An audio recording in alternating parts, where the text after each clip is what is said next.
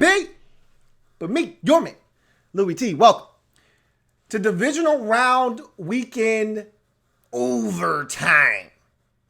Titans, Ravens, what in the hell just happened?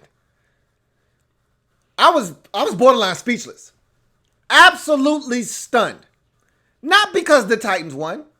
That wasn't something that we thought was far-fetched going into the game. We said that the Titans could run the football. They could have a chance.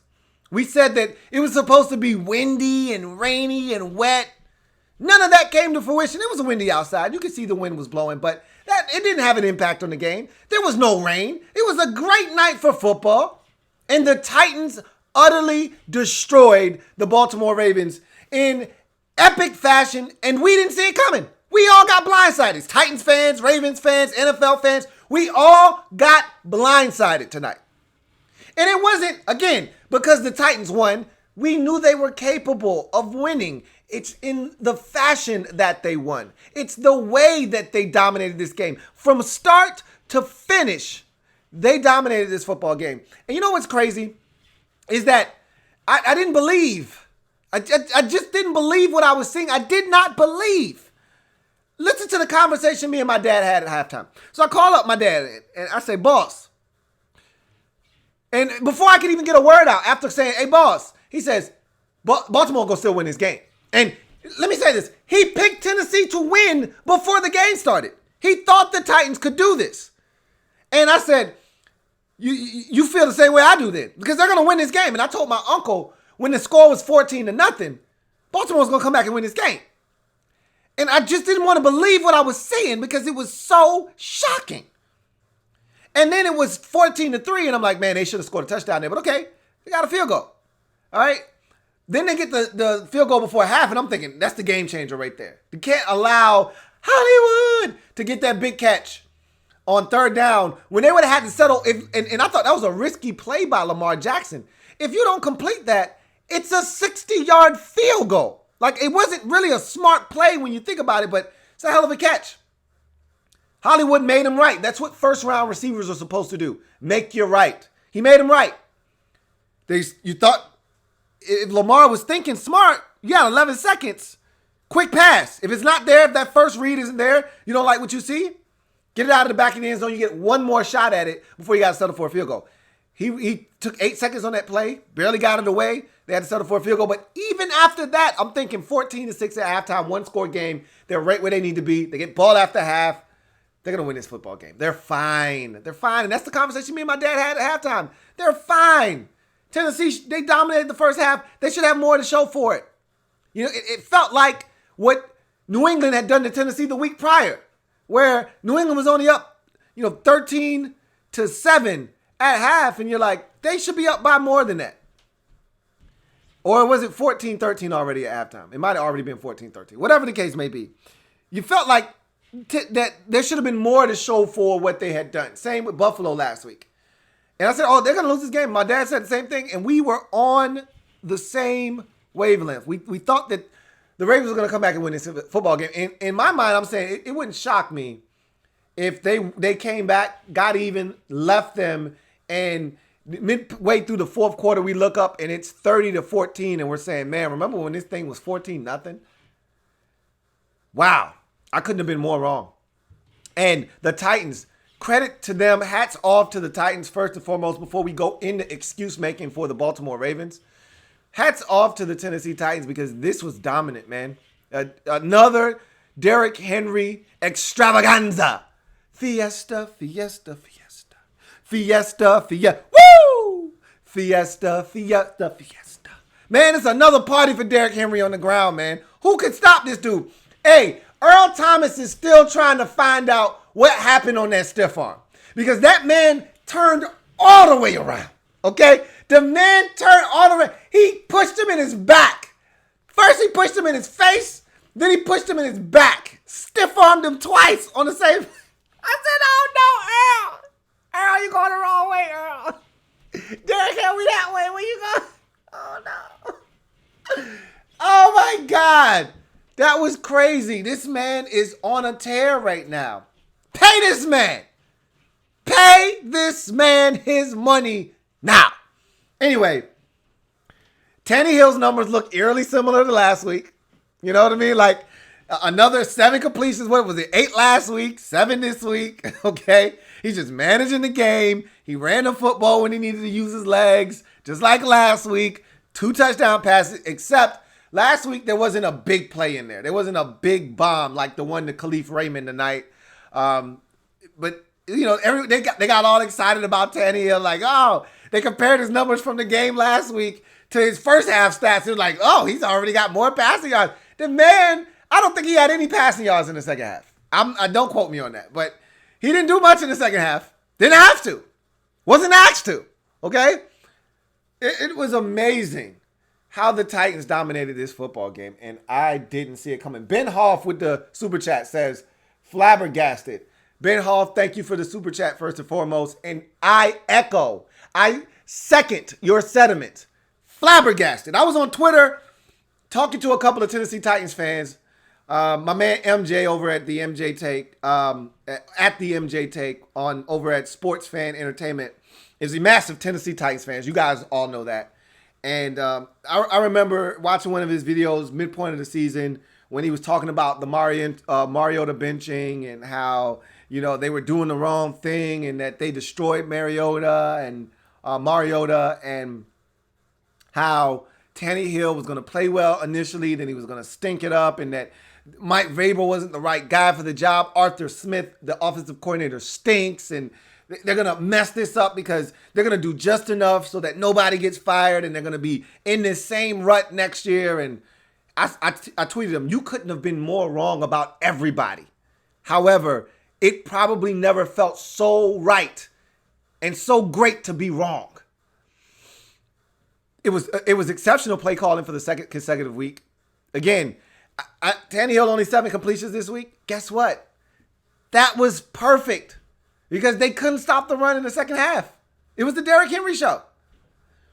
The defense was phenomenal with some help from the Ravens. We'll get to that in a second.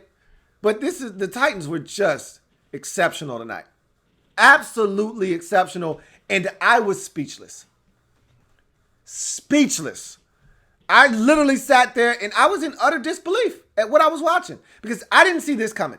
And I ranted and raved about, 0-10 now after the 49ers game, 6 seeds going up against 1 seeds. They don't win very often, and it's going to be 0-11 after, tonight. I couldn't have been more wrong. Yikes. My dad always says, he says, Derek B says, let's get to this next super chat. Derek B says, DH is the millennials' answer to Jim Brown, DH being Derrick Henry. He says, Vrabel is coach of the year with wins against Bill and Jim on the road. Every flaw in the Ravens offense was exposed. We'll get to a lot of that because you're pretty much spot on. He's not going to be coach of the year because that's not a postseason award. That is a regular season award. So he's not going to win it. But if you were to take into consideration the postseason, he'd be right in that discussion, in that mix. But, my dad is big on teams that play in Wild Card Weekend. He's huge on, and that didn't affect the 49ers in the game earlier tonight. But, he's big on teams that play. They have the momentum. They played the week before. There is no rust to shake off. But he's even more adamant that teams that rest their starters in week 17, then follow that up with the bye week, and then have a whole nother week of practice before they actually play another game. So you're talking about essentially 3 weeks without playing in an actual game. From the last time they suited up and played to the next time they actually take a snap in a meaningful situation. 3 weeks. He does not like those teams. Now the Patriots have done it for years. For years. So it's not an apples to apples comparison. It doesn't apply to everyone, but there is something to that, I believe. That whole resting your guys in week 17, having that first round bye, and then playing. They showed us that. The record isn't all that great. Teams that rest their starters week 17, have a first round bye, and then play in that following week in divisional round, there's something like 9-6 now. I believe they were 9-5 coming into this game. I think they're 9-6. There's something to be said about that. I think that, resting your guys in week 17 and them not playing any snaps and having them not be able to take those reps at all, not even a semblance of reps in 17, I think it does hurt them a bit. But there's no excuse for what happened tonight. I won't sit here and make excuses for the Ravens. The Ravens, they self-destructed tonight. Everything that could go wrong did go wrong tonight. And as my man Derek B said on the Super Chat, and once again, Derek B, thank you so much for the Super Chat. They exposed the Ravens tonight. And I don't want to go too far because the Ravens hurt themselves in this football game. All right. 3 turnovers, 4 failed fourth down conversions.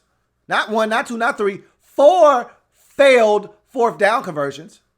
And if you want to throw the last one at the end of the game out, 3 failed fourth down conversions. 3 turnovers.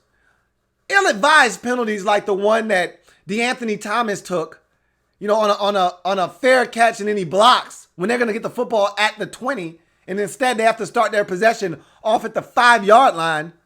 It was those kind of unforced errors that we're not accustomed to seeing the Ravens commit that they did tonight. It's the 6 sacks that Lamar Jackson suffered tonight that we're not accustomed to seeing. It's the 3 Ravens turnovers that we're not accustomed to seeing from the Ravens that happened tonight. It was the unforced errors. It was everything. This team was 8 of 8 on 4th and 1s or less this season.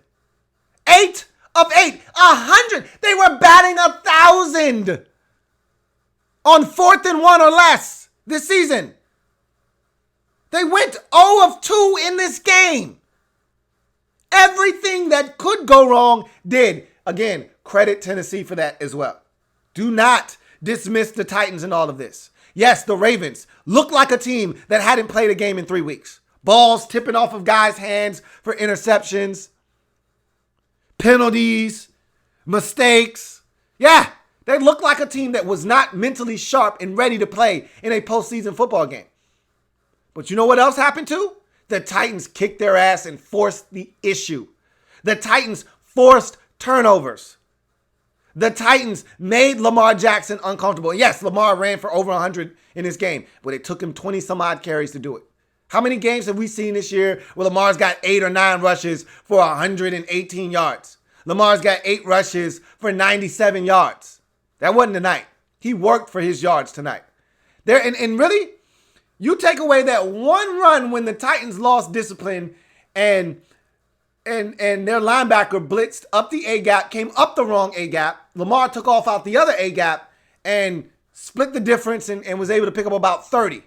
Outside of that run, and then the one at the end that was ridiculous, where he makes like 3 guys miss and then ends up getting pushed out of bounds. But they held him in check tonight. There weren't the splash Lamar Jackson plays. His ball tonight was fluttering all over the place. Got another super chat. This one from Andrew Thompson. Thank you so much, Andrew Thompson, for the super chat. Really appreciate it. He says, listen to Grant and Daddy bash old school football and dismiss the value of running the ball in the modern NFL. I think the 49ers and the Titans are completely putting that argument to bed. That shit is dead. I mean, we all know that you can run the football late in the season. December, January, February, running the football matters.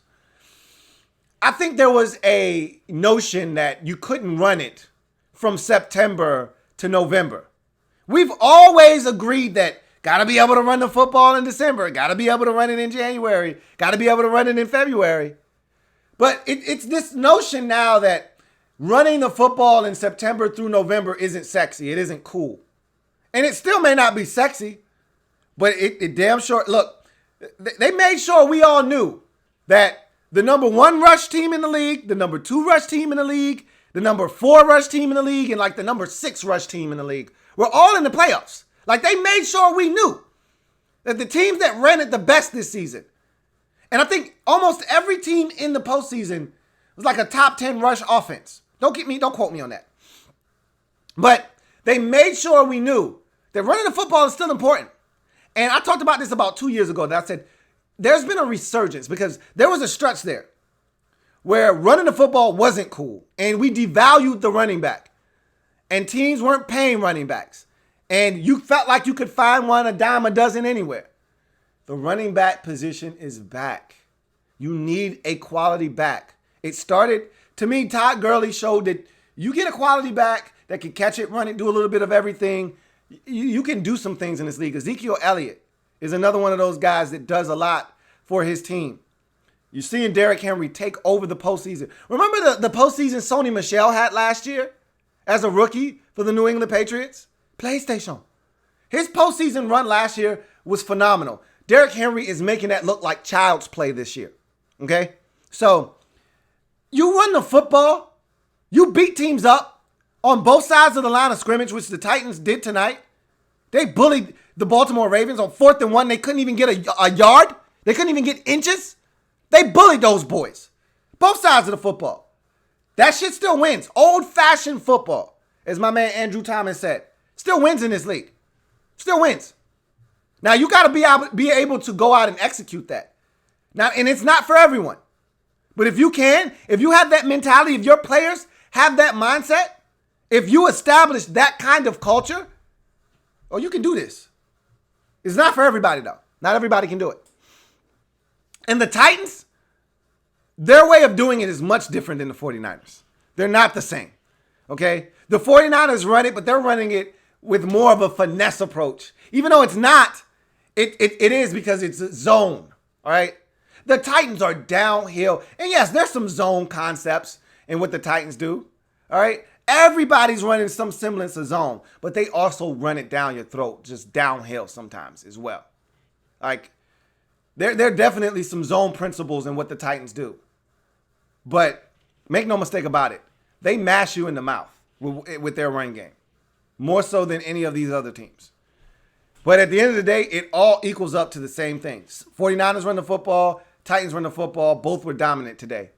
Both played great defense. Both played exceptional offense. Both are advancing to the championship rounds in their respective conferences.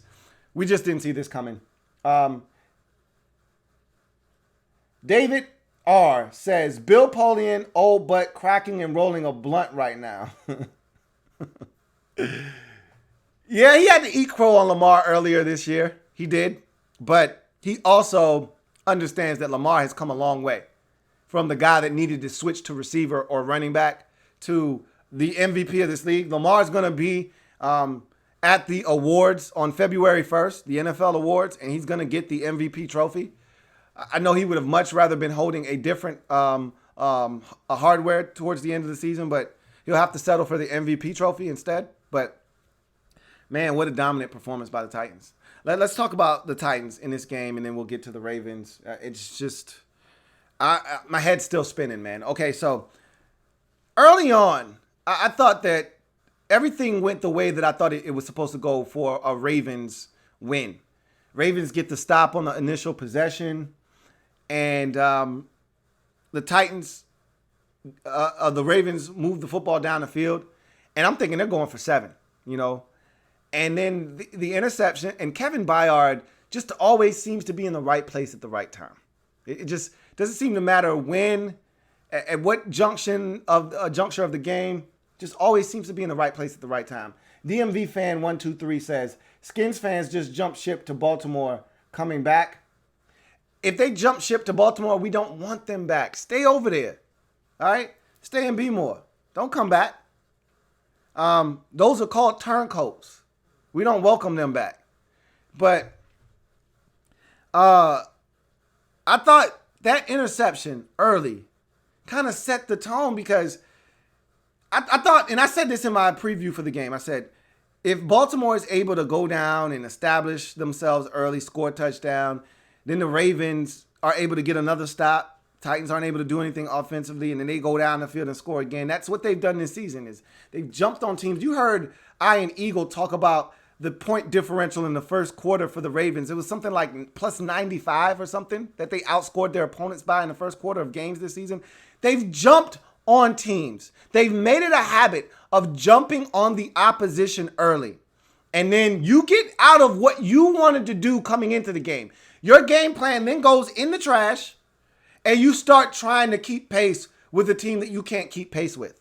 And then all of a sudden, they're going up and down the field on you. You're out of your element. You're going 3 and out, and the score now is out of control. And next thing you know, you're the Houston Texans, and you're getting beat 41-7. Or you're the Los Angeles Rams, and it's 54-6 or 54-10 or whatever that score was on Monday night, that night. Or you're the Miami Dolphins, and you want to know what the hell happened. It's the opening kickoff of the season, and we're already down 28-0 in the first quarter. That's what they've done to teams this season. Well, that didn't happen. After that pick by Kevin Byard, it changed the whole complexion of this game. It allowed the Titans to settle in. They then went down and got a touchdown, took the lead, 7-0. And then the Ravens said, okay, all right, you got us. They go down. They get into scoring position. They can't convert on 4th and 1. And then the Titans, and some people question whether they should have went for it or not. I didn't have a problem with it. That's their MO. That's who they've been all season long. They've rolled the dice. Have no problems with it. And again, as I mentioned at the top of the show, 8 of 8 this season on 4th and 1 or less. They hadn't been stopped all year long. So in John Harbaugh's mind, we're going to get this. This is easy money for us. And then they were denied. And so I love the play calling after that by Arthur Smith. Got him right around midfield. All right, we got the stop. Let's go for the jugular right now. They're looking for Derrick Henry right now. Let's go play action fake and go over the top. Khalif Raymond, wide open. Man, did Clark? Man, did he bite down on play? Bit down on play action fake. He was supposed to be in the middle of the field, not home. Okay? Man was super late to the party. Just like that, you're down 14-0. That's a hell of a catch, too, by Khalif Raymond. Way to track that football. That's not an easy catch. Many of the guys I've seen drop that football upon contact with the ground. It's a hell of a catch. Now you're 14-0. And I still was like, they're going to win this game. The Ravens are going to win this game. They're still going to win this game. And then they settle in. They get a field goal. And then, the Titans aren't able to do anything. They get the football back right before the half.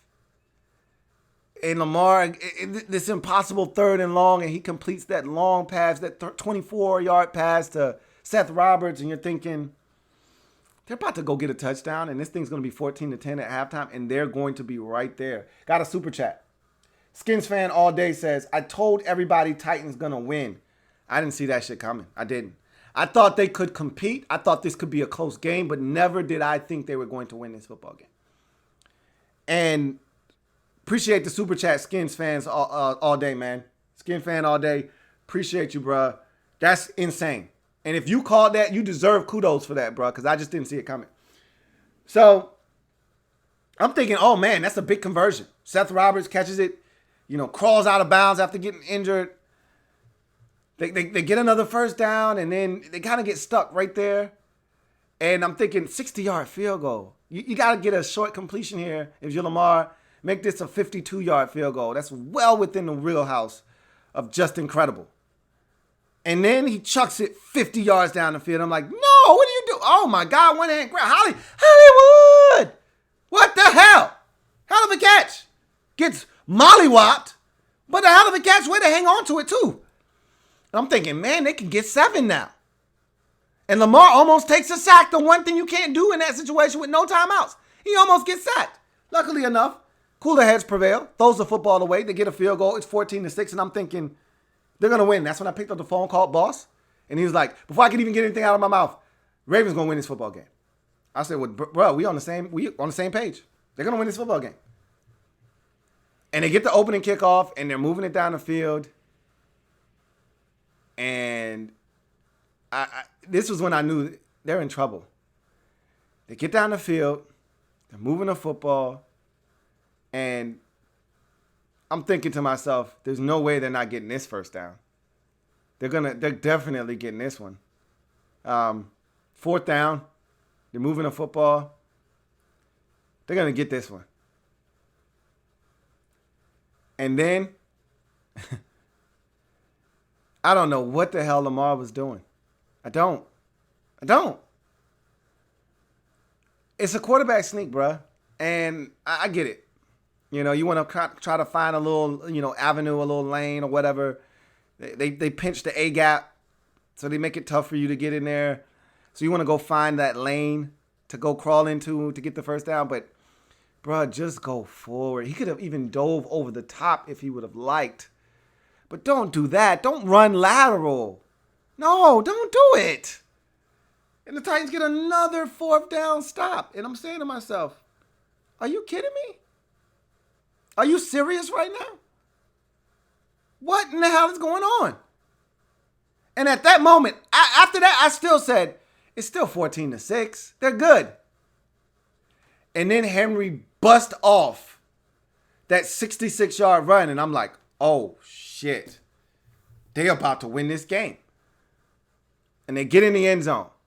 And it's 21-6. And I'm like, at that moment, I said it was over. I text my dad. He said it was over. My uncle's half asleep. He wakes up out of his sleep. Yo, this is over. He goes back to sleep. And at that point, I'm like Beyonce. I'm like Beyonce, speechless. And I sit back in my chair and I'm like, what the hell just happened? They went from literally looking to tie the game with a potential 2-point opportunity if they get the touchdown, to giving up a 66-yard run and then giving up the touchdown and down 21-6.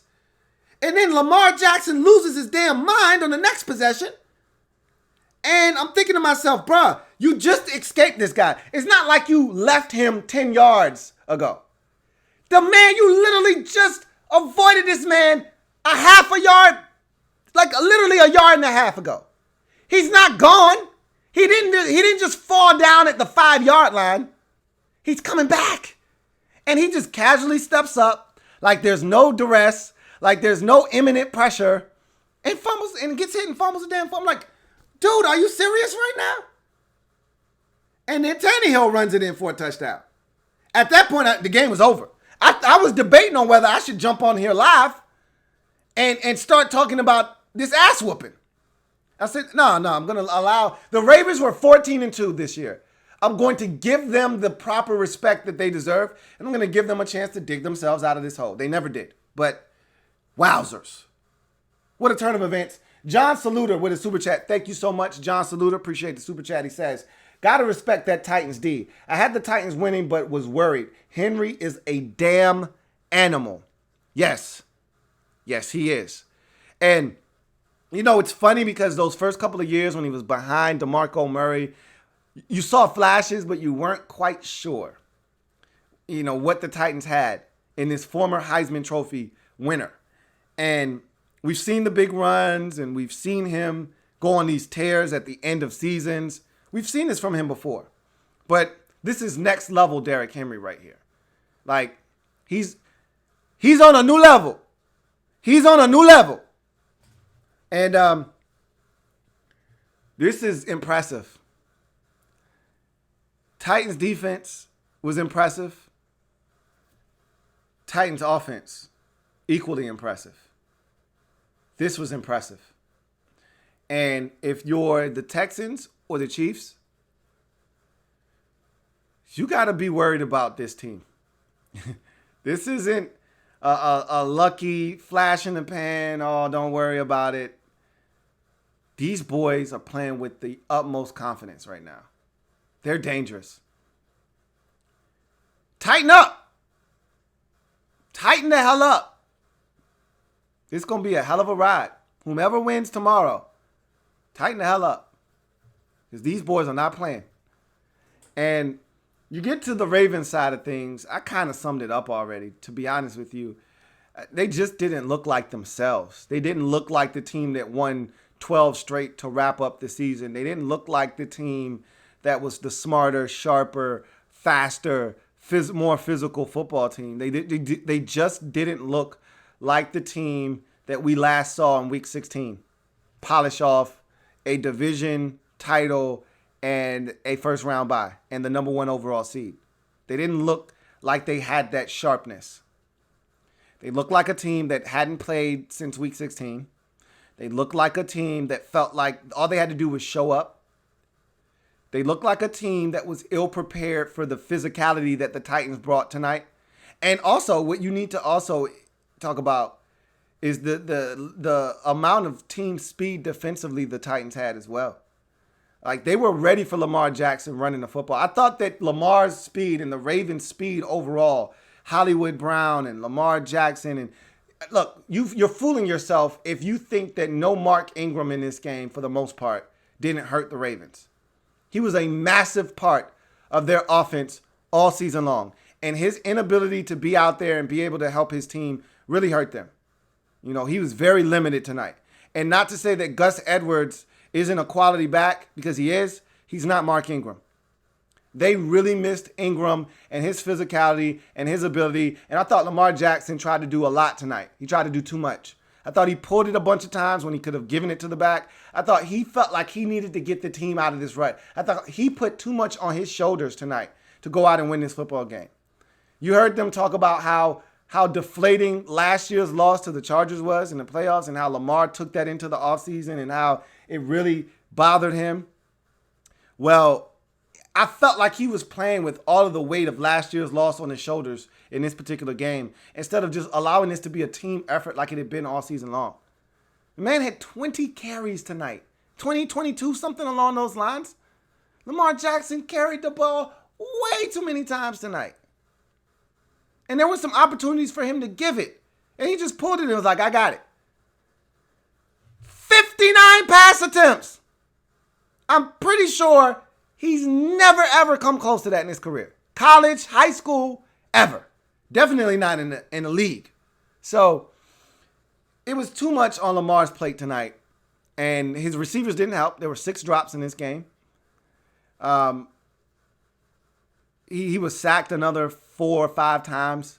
And this is a Titans team that, they don't get the most pressure, but, you got to give them credit, though. I mean, you saw the spin move my man put on the guard, and they were missing their center. Like, all of these things start to show up come postseason time. That's the beauty of the postseason, and I've said this before. You don't get away with the chicanery in the postseason. You start effing up, you start having guys out with injuries, and it shows up. Because everybody's good this time of the year. There are no pushovers. There are no letdowns. There are no teams that you can say, hey, we can get by this week. The unforced errors, the penalties, the lack of being able to convert on 4th down, it all culminated in an ass whooping that we just didn't see coming. I'm floored. I am amazed. This Titans team, Kenny Vaccaro was outstanding tonight. Both of the safeties really were outstanding, but Kenny Vaccaro had a pick. He was physical, as he usually is. Man, that front was really good.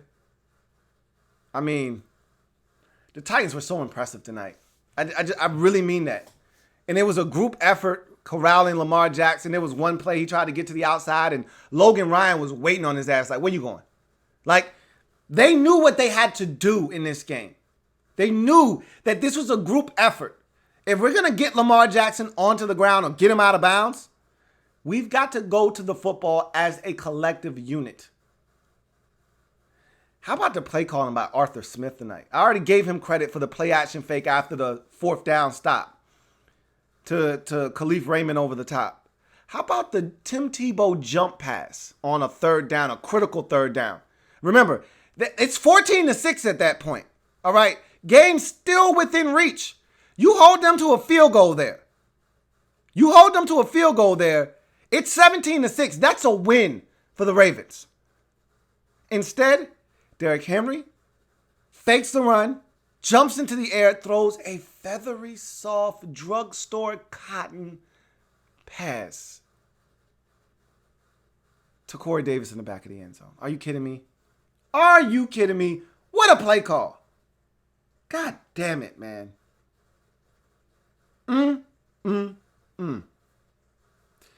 That was crazy. What a game. Let's get to some comments, man. Yikes. Once again, thank you guys for all of the super chats.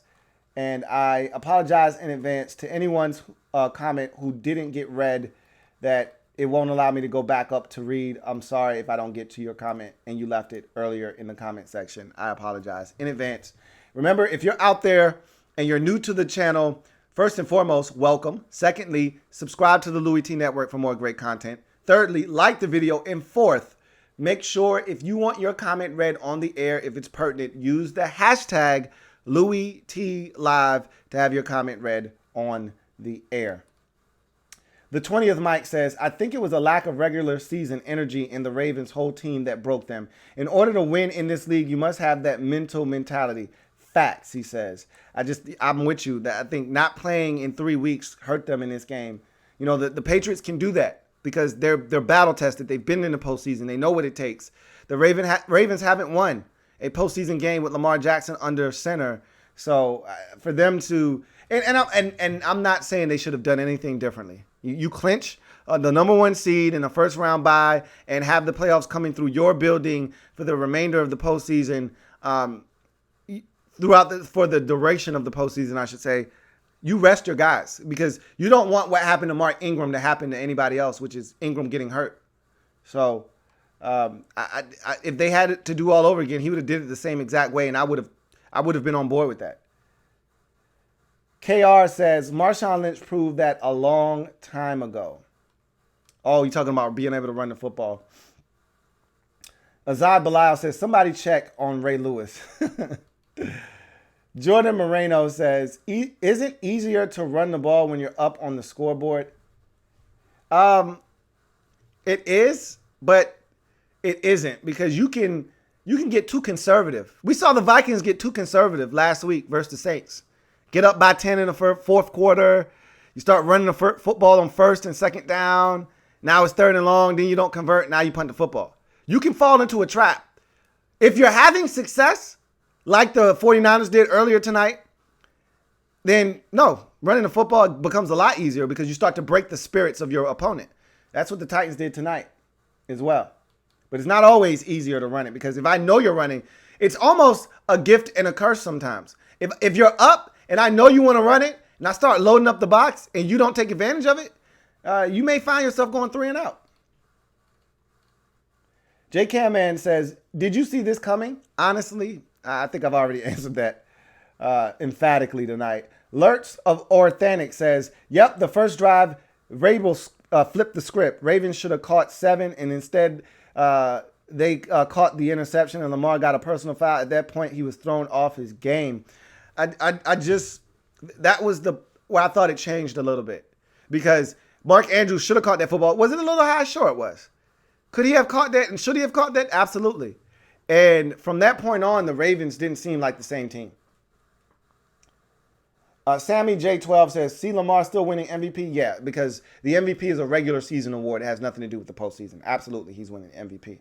Gregory Lightbody says, what team do you think is scared to face the Titans? I'm thinking the Texans. Well, that's family business. So they're not afraid to face them. Remember, they went to their building and beat them already. Look, anybody that gets to the AFC Championship game is happy to be there. That being said, I think the team that would have the most problems with them would be the Houston Texans. But remember, they've beaten both of these teams this year. They beat the Texans already once this season, and they've beaten the Chiefs as well. So both of those games during the regular season, obviously. So they know they can beat these teams, and they have confidence. J. Camman says, the Bills could have actually gotten to host the AFC Championship. You have no idea how many Bills fans was hoping for the Titans to do what they did, and they did it. And all you had to do was beat Houston last week, and you had them 16-0, and you would have been in a position that if you could have just won one more game, you could have been hosting an AFC Championship game like the early 90s and the glory years of the Buffalo Bills. But you got a ways to go. Got a little ways to go. J. Camman also says, Lamar Jackson looked lost on his very first play. He looked like he did last year as a rookie. I didn't think he looked lost. I know his ball fluttered tonight. Did you guys notice that? And this is how I know he was pressing. Outside of the sidearm throws, those were tight spirals. just about every ball tonight fluttered in the air. They were ducks. They were getting there at times, but then a lot of them were getting knocked down. And the reason they were getting knocked down is because they were fluttering, and it allowed the defender an extra. The reason it's important to throw a tight spiral is because it cuts through the wind, it cuts through the air, and it gets there faster. He was throwing ducks, and they were sitting in the air forever tonight. Forever. He threw a bunch of ducks. He was pressing tonight. And you throw ducks when you're pressing. He was pressing, man. Reese says, Mike Vrabel looks like Ryan Reynolds on steroids. J. Cavan says, did you see Ingram next to Henry at the end of the game? It really showed how big Henry is. Well, first of all, Mark Ingram's a smaller guy. Mark Ingram's like 5'9", 5'10". 5'10 max. Derrick Henry's legit 6'3", 6'4". So, yeah. But he's a big dude. He's a big man.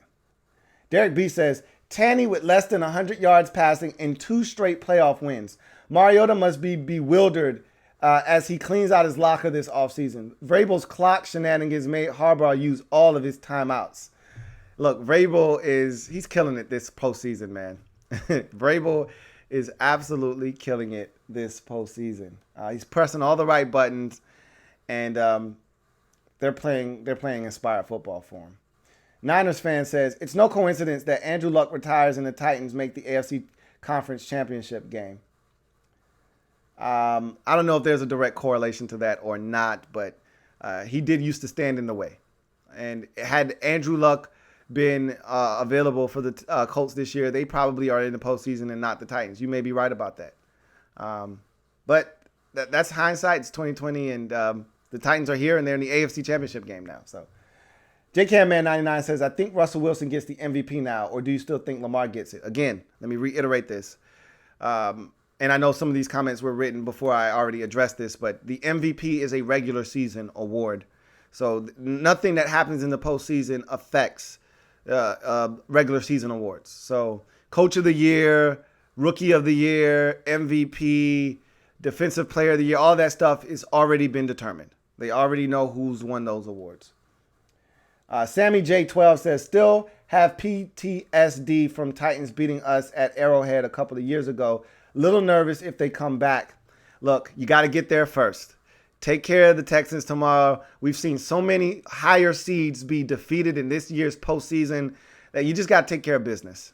Don't let it be you. Simple as that. Simple as that. Don't let it be you.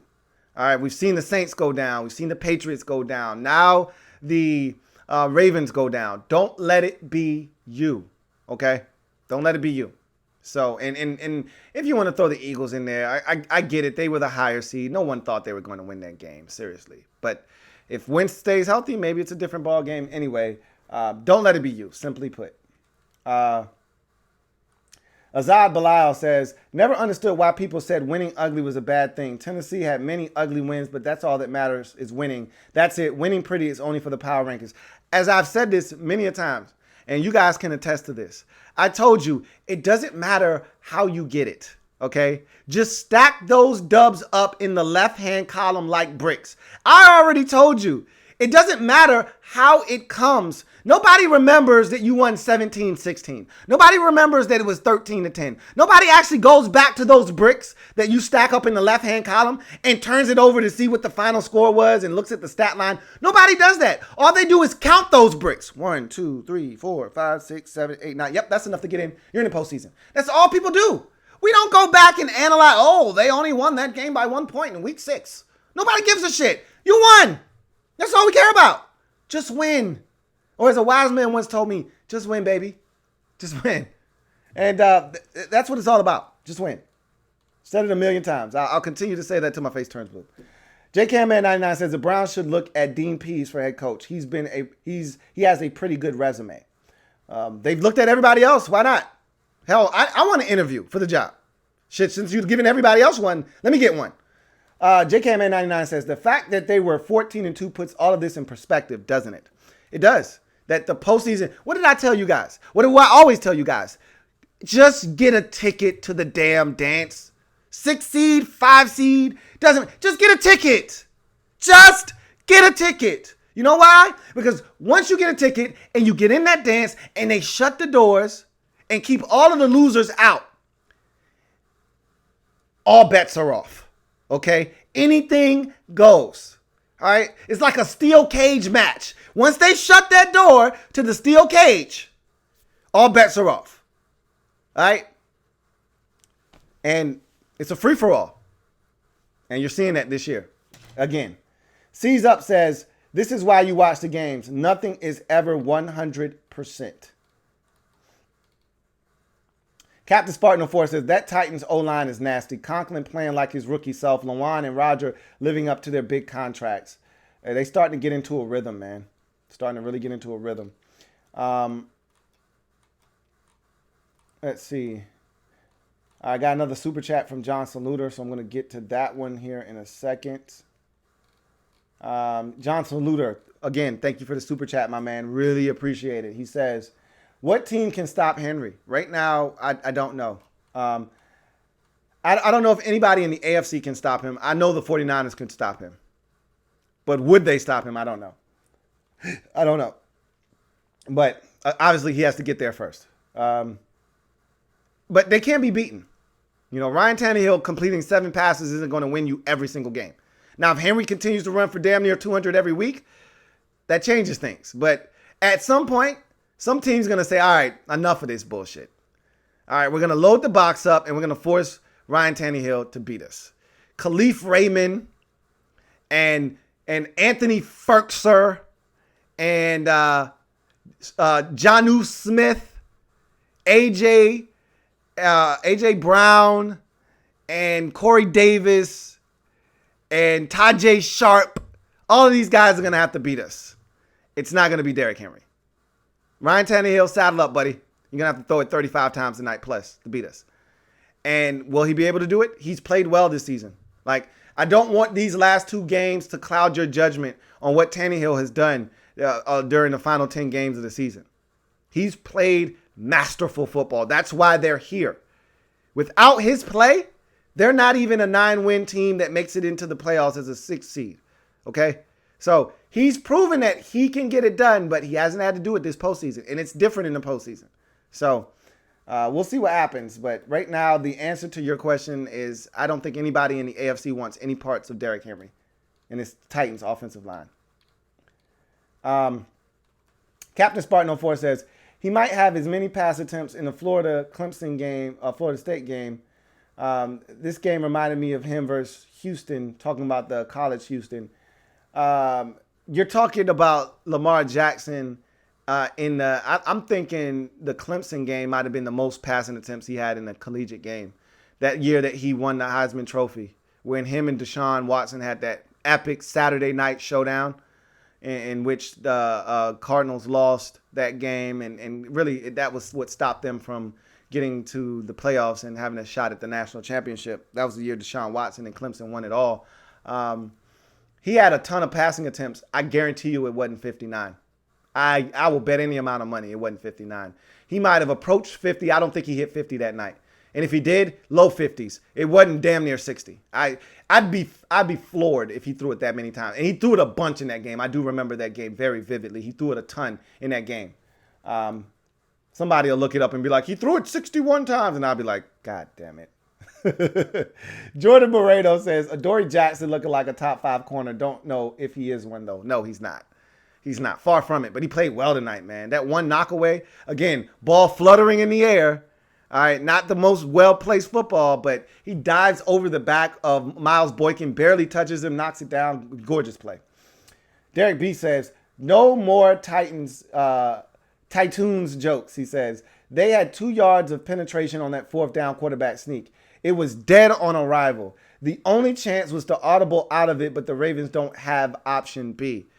Look, man, there was a way to convert that. Dive over the damn top. If Lamar would have just took that football, and I'll tell you what, I'll tell you this much. Josh Allen would have gotten that shit, okay? Josh Allen would have found a way to will himself to that 1 yard.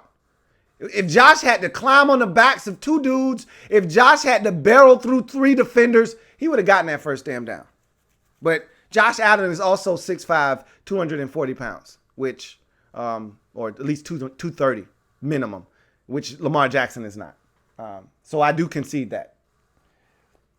Captain 04 says, Derrick Henry snubbed from the all-time team. All-time what team? Reese says, something called the MVP curse is developing, Lou. No one wins the MVP in the Super Bowl in one season. They talked about it. I didn't realize it had been that long since someone had done that. They said Kurt Warner in the 1999 season was the last player to win the MVP and the Super Bowl in the same season. I had no idea it had been that long. I thought Tom Brady would have done it once by now. But apparently in the years that he won the MVP trophy, they didn't win the Super Bowl. So that's mind-boggling. 20th Mike says, guess this shows you can't run yourself to the Super Bowl. You need to be smart with the football as well. Well, I guess you could say that, but then again, what are the Titans doing? They're running their way to the Super Bowl. So on one hand, I understand what you're saying with the Ravens, but the Titans are pretty much dispelling that notion. They're doing that right now as we speak. Storm, but you do have to take care of the football. That is first and foremost, for sure. Storm says, are we going back to the 90s and seeing the return of the franchise running back? Seems like it right now. Yeah, I mean, you still want to be able to throw the football. You still got to have a quarterback that can get the job done. But, yeah, if you got a guy that in the offense, and again, let's not just talk about the running back. Give credit to the guys up front, the offensive line, the tight ends. All of these guys are a part of the run game. Without them, Derrick Henry, he's a guy that needs a head of steam. Like, if Derrick Henry doesn't get going, you can stop him. It's once he gets that downhill head of steam, that's when he becomes a load to deal with. So you got to be able to give him the space to get rattling downhill. And before he gets touched, there's 3 to 5 yards of real estate. He's already built up a head of steam. Now no one wants to tackle him. Storm says, okay, I read that one. Seize Up says, this is why you watch the games. Yep, we read that one already as well. Jordan Moreno says, did you think the Titans were this hot after the Patriots win? I know I'm late to this question. How are you doing, Lou? No, I didn't think they were going to win this. I thought it was the perfect storm versus the Patriots. They executed. The Patriots didn't make enough plays, yada, yada, yada. But it stopped tonight. It was supposed to be over tonight. I was wrong. LaXavier Lester says, remember when you guaranteed the Titans and Texans weren't going to be good at the same time? I did, and I brought that up. I don't know if I think it was last week on the Titans video that I did after they beat the Bills, or it was on the podcast, one or the other. I brought it up numerous times, though, and I said I was wrong about both of those teams. Remember, I know I said it last week, whether it was on the Titans breakdown after they beat the Patriots or the Texans breakdown after they beat the Bills. I know I said it for a fact last week because I was so adamant. Now, remember, I also said in the same breath, I said one of these teams is going to be better than what I think. Not both of them, though. And I was definitive on that. I said one of these teams is going to be better. Not both of them, though. One of them is going to stink. Both of them are, one is in the AFC Championship game and the other has a chance to punch their ticket to the AFC Championship game. Wouldn't that be ironic? The two teams that I condemned before the season that to 6-10 records could meet in the AFC Championship game. That's crazy talk. Anyway, JP says, what the hell happened to the Ravens? Best record in the entire league, home playoff game, most explosive offense in the NFL, and they only mustered up 12 points. Bull. That's why the playoffs are the playoffs. Got a super chat. Going to go ahead and take that. From Masterio McMamos. He says, just subscribe to your channel. The Titans are legit. Great win coming from a Ravens fan. Thank you for the super chat, Double M. Really appreciate that, man. And thank you for subbing up the channel and welcome aboard. You will not be sorry. Let's get to some more comments before we get out of here. As we approach the 1 hour mark, and you know that's our number here. So I'll get to some more comments quickly. Jordan Moreno also says, I noticed that Lamar was throwing some ugly, flat sideline throws, but I don't like this Lamar Jackson sucks narrative. Well, he doesn't suck. But I said it already. He was throwing some ducks tonight. His ball was not tight, and I don't know what that had to do. Like I said, I credit that and I contribute that to him pressing. I thought he was trying to do too much. He put too much on his plate tonight. He felt like he had to be Superman, that he had to do everything. He had to run it. He had to throw it. And I didn't think he allowed his teammates to help him tonight as much as he should have. But in that same breath, they didn't help him. 6 drops. Turnovers, Mark Andrews has one go off his hands. Like, it is what it is. Credit the Titans. That's what you need to do. Blackjack1414 says, what about all that stuff Reed was talking about at the beginning of the week? I have no idea what you're talking about. You're probably talking about Ed Reed. If I had to guess, I have no idea what he said. 20th Mike says, dang, Lou, I still can't believe what just happened in this game. Feels like a dream. All of these teams, and it had to be the Titans to stop this great team. Shaking my head. I'm just as shocked as you are, man. I sat there watching the game in disbelief as if this were my team. I literally sat back in my chair. I was like, and I was at a loss. Like, and you know what's funny? I didn't have the Ravens in the Super Bowl. You guys know that. I told you guys multiple times. I had the Chiefs as my AFC representative. So I was expecting the Ravens to lose, just not here to the Titans. That's it. I thought they were going to lose in the AFC Championship game to the Kansas City Chiefs. That was it. So it wasn't shocking that they lost. It was shocking how they lost and who they lost to and when they lost. Craig Smith says, LJ is awesome between the hashes, but extremely inconvenient passing outside the numbers. Ravens mask it all year. Titans ate up inside option runs and erased crossers and seams. And you know what else they did? A lot of teams this year, I thought, to the Titans' credit, they played zone. Played a lot of zone. And you know what a lot of teams I thought fell into the trap of doing is manning up across the board, turning their back to Lamar, allowing him easy run. He breaks that first wave of contain. And those first wave of defenders, and now it's 30 yards of space between him and the next defender because everybody's got their backs turned and they're running. And the Titans simply said, nope, not us. Eyes on the quarterback. We're going to play zone. Key in quarterback's eyes. Make him fit the football into some tight windows. And if he runs, we all run to the football. And I thought it was a beautiful game plan. I really did.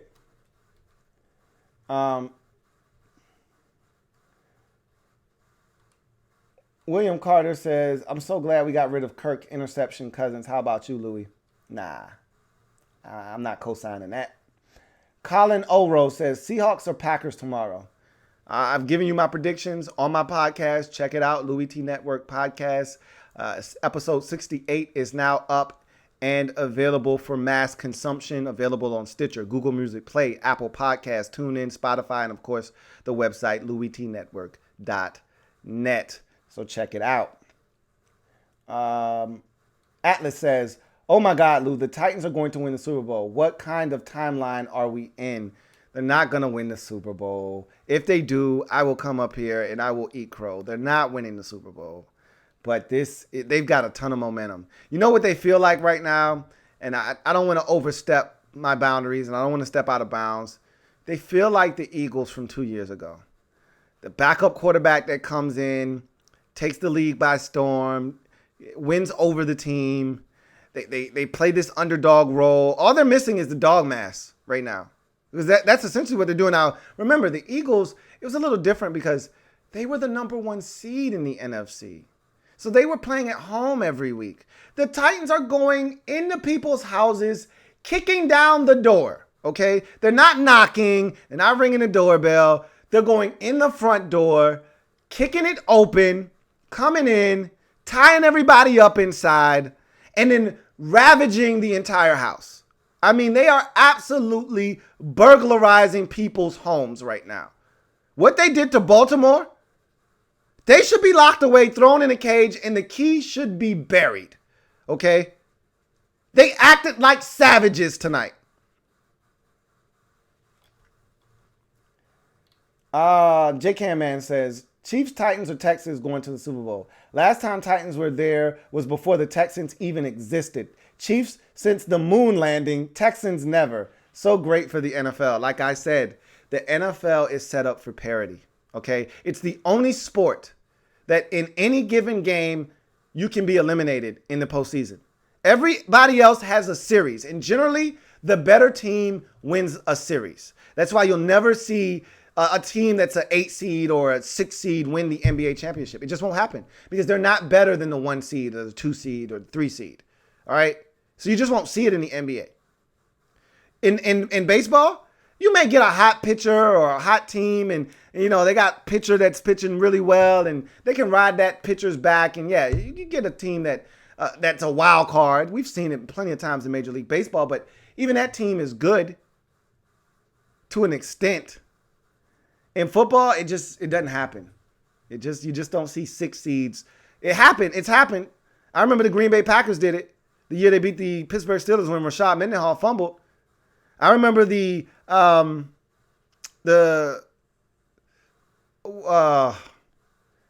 Steelers did it. If I'm not mistaken, Pittsburgh Steelers did it the year they sent Jerome Bettis off. I believe they were a 6 seed that year. We've seen it done before. It's just rare. The Giants, I believe they were a 6 seed. The year that they beat the New England Patriots. I want to say they were a 6 seed. If I'm not mistaken, they went on the road 3 times in that playoffs. They might have won the NFC East that year. I know they went on to play on the road. They beat the Cowboys that year. They beat the Packers in that really cold NFC Championship game. It might have been the second Super Bowl that they won with Eli Manning, where they were the 6 seed. One of those 2, they were 6 seed. I know that much. Anyway, got another super chat. And then we're out of here.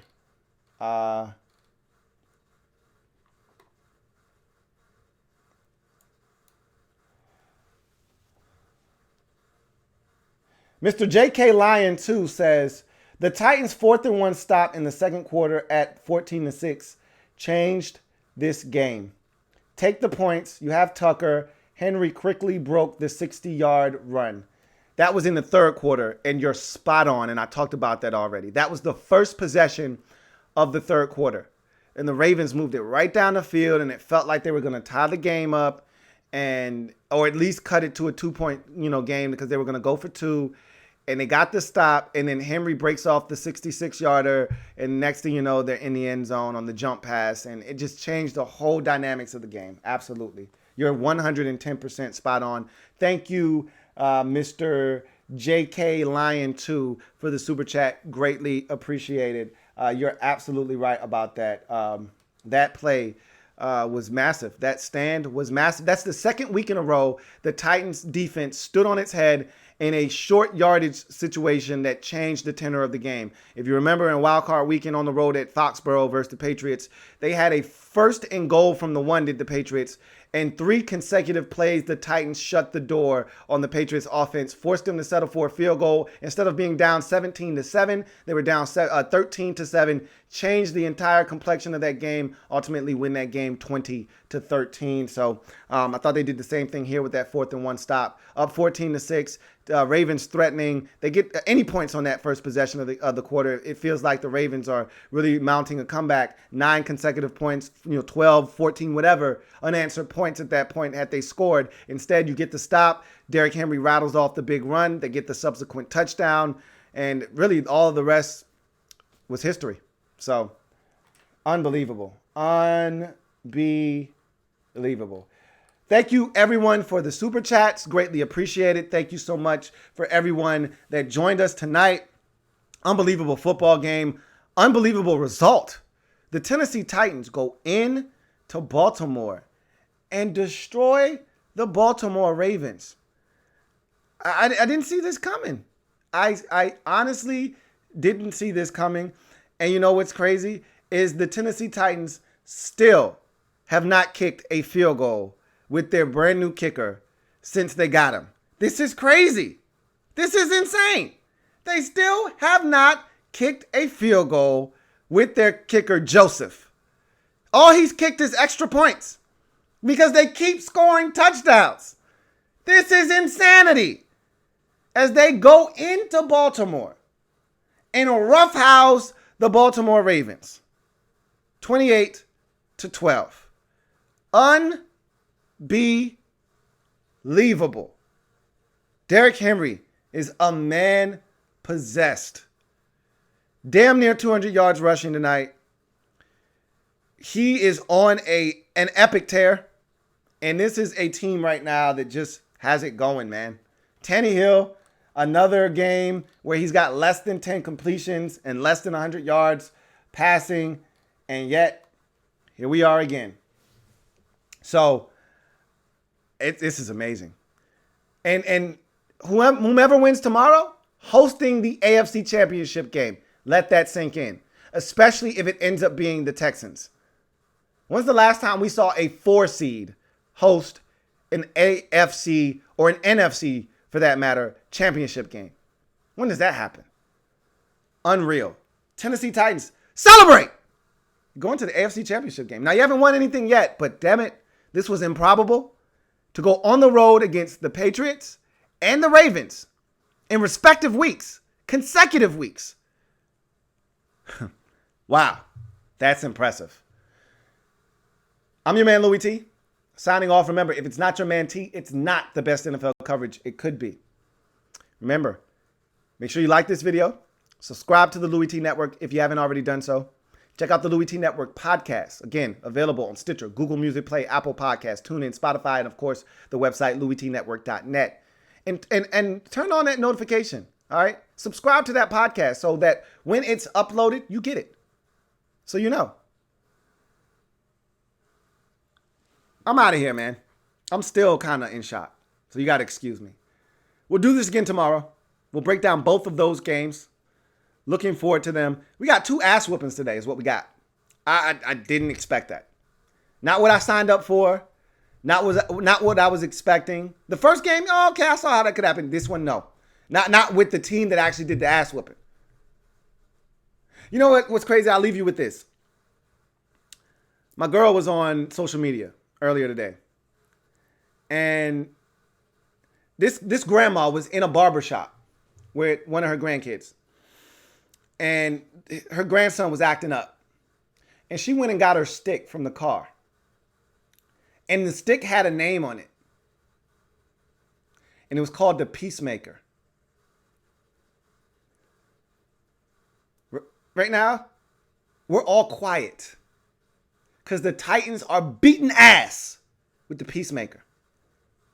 Shh. Be very, very quiet. The Titans are working right now. I'll see you guys tomorrow. We'll see if there are more surprises in store for us. Not much can shock us the way we were shocked today. I don't think many of us would be that shocked. I told you I thought the Texans could get their asses whooped tomorrow. So if they win, I'm not going to lie to you, I'll be a little surprised. But they won in week 6 in Arrowhead. So it's not like this is...